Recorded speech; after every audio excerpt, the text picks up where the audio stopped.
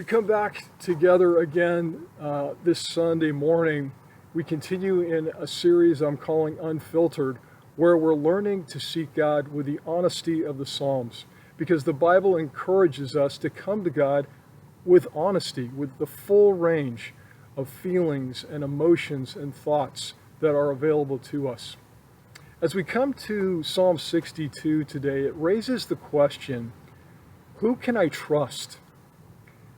Now, trust, as we know, is necessary because from the moment we're born, we depend on others for our life. We depend on parents to feed us and to keep us safe. We trust that drivers are going to stay on their side of the painted line and stop at the traffic light when we cross as pedestrians. We trust that when we're playing soccer on a field or a baseball game that everyone else is going to play by the same rules that we're playing by. We trust banks to return our money. We trust pharmacists to get the dosage right. Trust is the glue that holds society together. Yet we all have insecurities and areas where we have trouble trusting, and sometimes for very good reason. Sometimes people aren't trustworthy. Psalm 62 challenges us to face those insecurities, those things that have damaged our ability to give ourselves and trust to others, to seek what will truly last, and to discover how to build trust again. But we have to begin by naming our distrust. The psalmist begins in chapter 1, in verse 1, "Truly my soul finds rest in God. My salvation comes from God. Truly God is my rock and my salvation. He is my fortress, and I will never be shaken." So the psalm begins with this Hebrew word, ach, which means truly or fully or only. In other words, the first word tells us what the whole psalm is really about. It's about what's true. It's about what we can really trust, what we can put our full weight on. So I want to ask you, first of all, who do you trust these days? I mean, who do you really, really trust?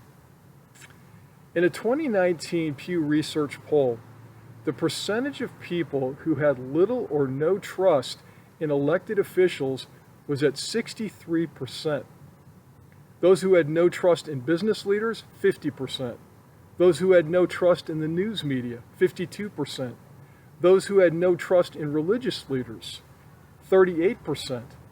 And in this summer's Pew Research poll, 66% of Americans believe they should have the power to sue police officers for excessive force to hold them accountable for misconduct. I have two friends who are police officers, and they're struggling as this perception that police officers sometimes cannot be trusted. And yet we know that there are sometimes cause for that distrust. Some might say we are experiencing an epidemic of distrust. And yet truly, says David, my soul finds rest in God. That phrase can also mean that the psalmist is silent and still in God's presence in a physical sense, that he is at rest in the presence of God, putting his weight down on God's faithfulness. For God is my rock and my salvation, says the psalmist, my unshakable fortress. At least that's what David says in verses 1 through 2.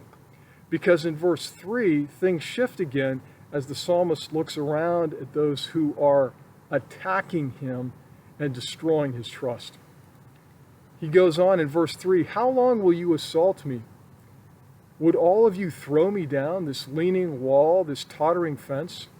Surely they intend to topple me from my lofty place. They take delight in lies, and with their mouths they bless, but in their hearts they curse."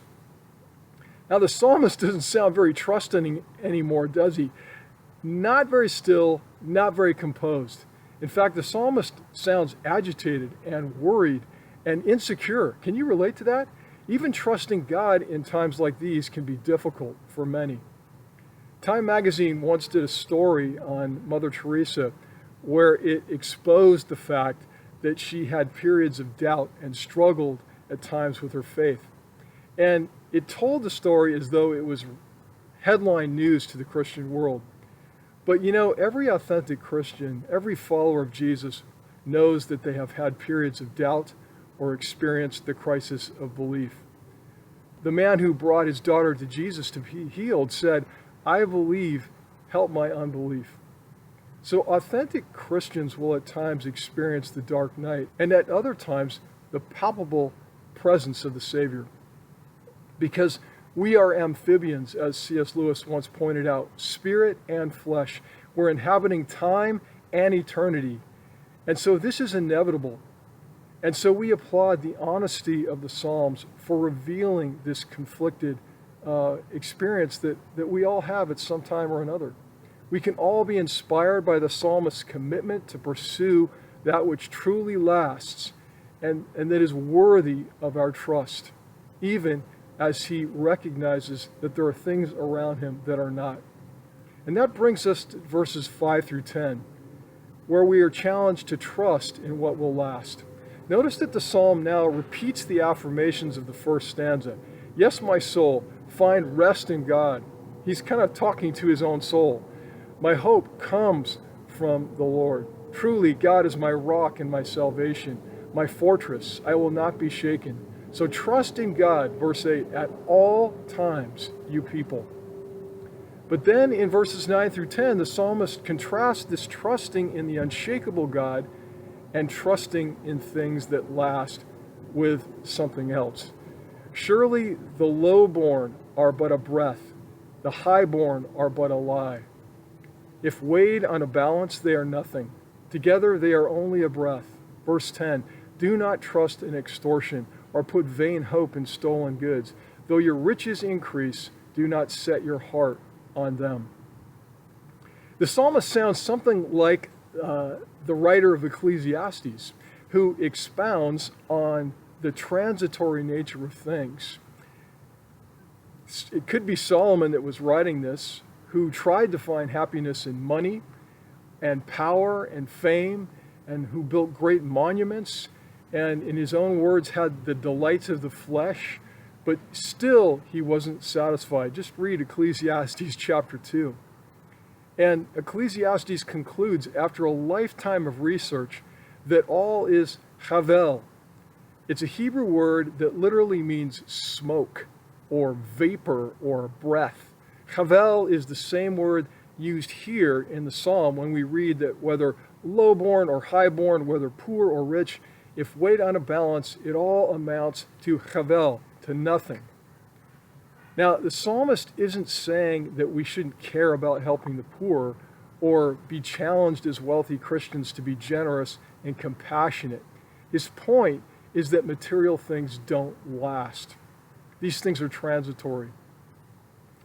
You know, the smoke from, 3.2 million burning acres now, from tens of thousands of trees that have been turned into ash, and more than 4,000 buildings. That smoke is all around us right now, not to mention at least 19 lives lost at this point, and it's a reminder of the truth that so many things are havel.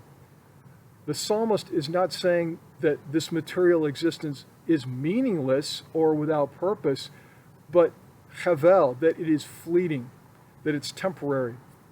So in light of all that, what do we place our trust in? Unlike the smoke and the vapor that's all around us right now, the psalmist says, God is my rock. God is my rock. You know, you walk through any park and you find big pieces of granite, large rocks that are decorative. And some of those rocks are at least 540 million years old. There are granite rocks that are more than 1 billion years old. And so if someone tells you, you are my rock, it's really a great compliment. It means you're steady. You're someone I can really put my full weight on. You'll hold me up. You're someone I can confide in. You're someone I can open up to. You're someone I can rely on. You're someone that will support me when I fall, no matter what. And Jesus says, those who hear my words and do them are like the ones who build on rock. But knowing that God will always be there is only comforting if we know God's character is something we can trust, which is why the psalm ends with confidence that despite whatever disappointments we've had in people or even at times in what we think is God, rebuilding our trust in God and rebuilding our hope in God's redeeming work here on earth is possible. So let's finish up where the psalmist finishes up in verses 11 through 12, where he talks about rebuilding our trust. The psalmist sits in silence, we know that now, choosing rest. And as he contemplates the choice that he must make between trusting in the things of this world that are chavel and the choice to trust in God, the psalmist hears God's voice clearly. Verse 11, one thing God has spoken, two things I have heard. Power belongs to you, God, and with you, Lord, is unfailing love. And you reward everyone according to what they have done. That sounds like three things, but anyway. We can trust that though many things in this world claim to have power or threaten the powerless, that the power behind all the powers belongs to God. That's what the psalmist wants us to know. And we can trust that although there is a lack of love and mercy and compassion in this world at times, that God is a God of unfailing love. And we see that most clearly in the life of our Lord Jesus Christ. Finally, we can trust that those who trust God and live for God will be rewarded because our lives and how we live them matters deeply to God. In fact, one who knows that he or she has been claimed by God's grace and redeemed by the blood of the Lamb will be filled with gratitude to God and love for other people. That's what you call an eternal, grace-empowered life, an indestructible life. And Jesus says to us, today you will be with me in paradise. The psalmist challenges us to trust in God at all times, at all moments of our lives, knowing that that trust is well placed. Imagine how our life will change this week as we actively center our hearts and our minds in the trustworthiness of God.